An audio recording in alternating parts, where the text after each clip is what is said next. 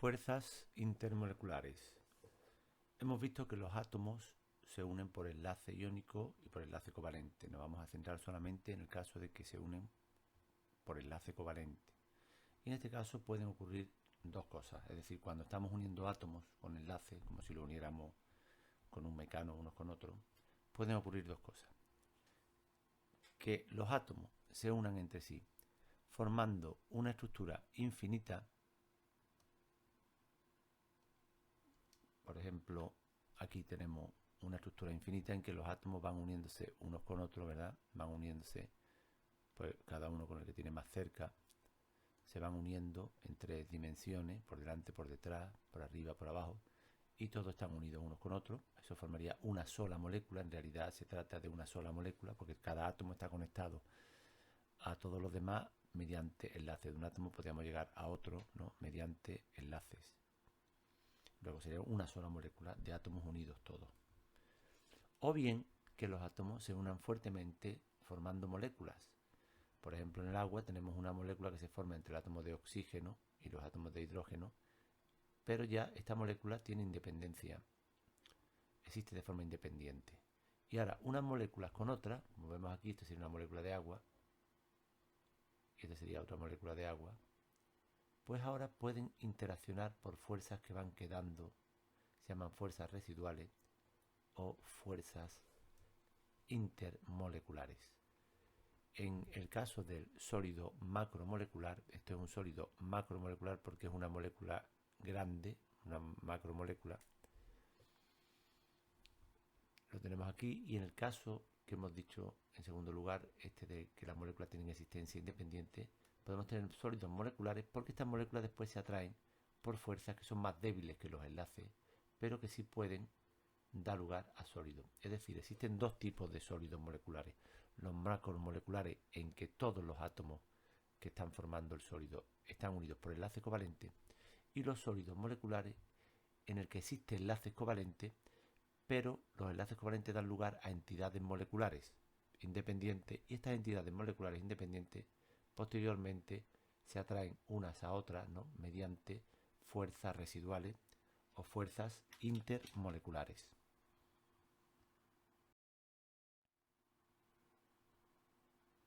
En los sólidos moleculares aparecen estas fuerzas residuales que hacen que las moléculas se atraigan entre sí.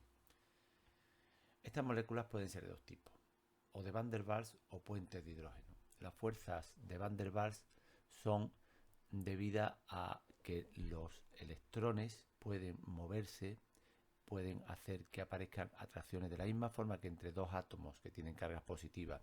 Es decir, dos átomos hemos visto que tienen cargas positivas en el núcleo y negativas en la corteza, pues pueden acoplar sus movimientos.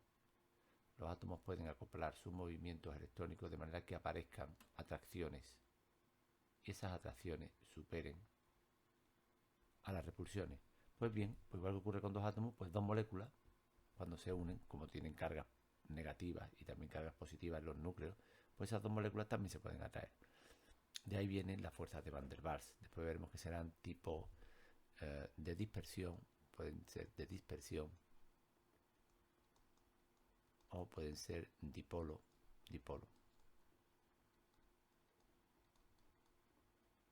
Y por otro lado están los puentes de hidrógeno. Los puentes de hidrógenos son unas fuerzas especiales, dada la particularidad que tiene el hidrógeno, que es el primer elemento que tiene un solo protón y un solo electrón que está girando de alguna forma en un orbital, ¿no?, en una especie de onda que está por aquí, atrapada por la carga positiva del núcleo.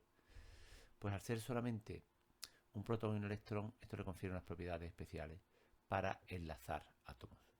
Los enlaces que se producen mediante estos hidrógenos se llaman puentes de hidrógeno y son muy específicos, y ya los estudiaremos ahora más adelante. Fuerzas de Van der Waals. Existe la fuerza de dispersión o de London, que están presentes siempre, de dispersión o de London, están presentes siempre en todas las moléculas, y son debidas a los movimientos electrónicos, como decíamos hace un momento. Si estos electrones, por ejemplo, con carga negativa, acoplan sus movimientos, es decir, se están moviendo de forma rítmica, digamos, pues aquí aparecen atracciones, porque esto es positivo, esto es negativo, esto es positivo, y esta atracción del electrón por los dos núcleos hace que se mantengan unidos. Entonces siempre que haya electrones y protones, bueno, pues aquello habrá una pequeña atracción que se llama fuerza de dispersión. Evidentemente aumentarán con el peso molecular. A mayor peso molecular, pues mayor número de electrones y mayor posibilidad de acoplamiento de movimientos electrónicos y mayor atracción entre los átomos.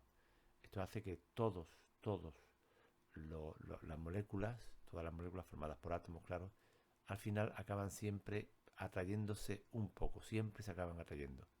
Y eso implica, todas se atraen con todas, eso implica que cuando bajemos mucho la temperatura baje muchísimo, pues siempre todas las sustancias acabarán siendo sólidos. Incluso los gases nobles pueden atraerse por fuerza de dispersión.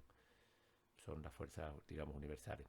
Y mientras mayores sean las moléculas, sean moléculas con más números de electrones, pues tanto mayor serán las fuerzas intermoleculares de dispersión o de London. Las fuerzas dipolo-dipolo se producen cuando tenemos una molécula en la que hay una parte de la molécula que tiene carga negativa parcialmente y carga positiva.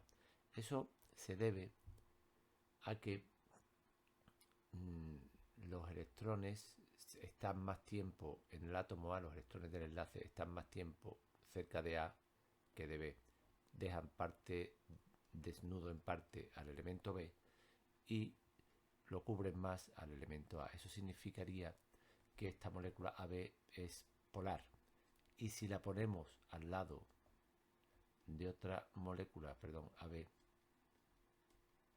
pues ahora, como lo hemos puesto al revés, resulta que aparecerían interacciones entre positivo con positivo y negativo con negativo. Esta separación de carga se llama dipolo eléctrico. Esto es un dipolo porque tiene dos polos, uno positivo y uno negativo. Esta fuerza es débil y depende de si está muy separada o no esta fuerza, si está muy separada esta carga que se reparte entre A y B de forma desigual. Es una fuerza débil y depende del momento dipolar. El momento dipolar es la magnitud que me dice cuánto de separada está estas cargas. Es decir, si tiene mucha carga A y por tanto B también, o tiene poca carga A y B. Eso lo va a medir nuestro momento dipolar. Aquí tenemos un ejemplo, moléculas de agua que se atraen mediante momentos dipolares, porque la molécula de agua es polar.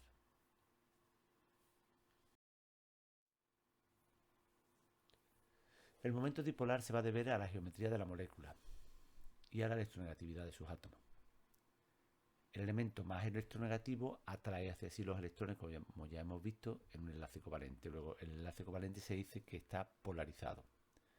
Y la suma de los enlaces polarizados, es decir, la suma de los momentos dipolares, hay que tener en cuenta que el momento dipolar es una magnitud vectorial y hay que sumarla como vector.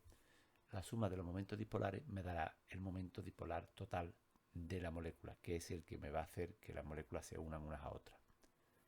Por ejemplo, tenemos aquí trifluoruro de boro. Si lo analizamos por VSPR, me sale que el ángulo es de 120 grados. Por tanto, aparecerá 3 átomos de flúor a 120 grados y como el flúor es más electronegativo que el boro, pues se quedará con parte de la carga negativa del boro, con lo cual el boro quedará cargado positivamente. Pero aquí, si sumamos estos tres vectores, pues esto sería un vector momento dipolar, llamémoslo momento dipolar 1, este sería el momento dipolar 2 y este sería el momento dipolar 3. Para saber si la molécula es polar, tenemos que sumar todos los momentos dipolares, porque puede darse el caso que aunque haya separación de carga en la molécula, como ocurre aquí en el trifluoruro de boro, hay separación de carga, pero la suma de los momentos dipolares se anula, es decir, esta suma es 0. Por tanto, si sumamos el momento dipolar 1 más el momento dipolar 2 más el momento dipolar 3, serían vectores, esto me daría 0, vector, 0x, 0y, 0z. entonces la molécula no es polar. Por tanto, para que una molécula sea polar tiene que cumplir dos condiciones. La primera es que haya separación de carga, porque los elementos que forman la molécula tengan diferente electronegatividad.